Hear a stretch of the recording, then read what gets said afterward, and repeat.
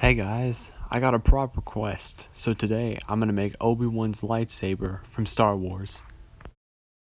I first cut out a piece of tube to make the pommel out of, and then I cut strips of cardboard and then some trapezoids to make the trapezoidal shape that is around the bottom of the hilt.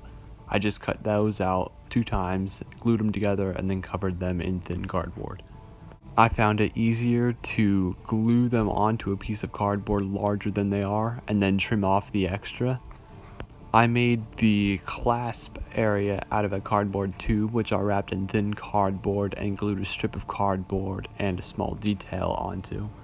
I used some craft foam that I bought on sale for the black details on the side of the handle, and I just cut that out 10 times and then glued it onto a cardboard tube. For the rings, I just used some craft foam, which I cut into strips and then glued around a cardboard tube. I'll be painting everything in a gloss black, so you won't be able to tell that it's just some rolled up cardboard. If you make the strips a little long, then you can cut off the excess and make them square on the tube.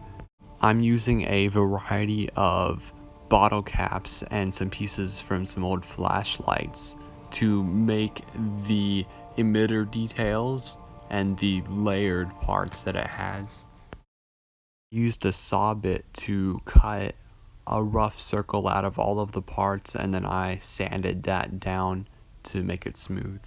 Hot glue will work for this, but you might want to use super glue or some plastic adhesive for this.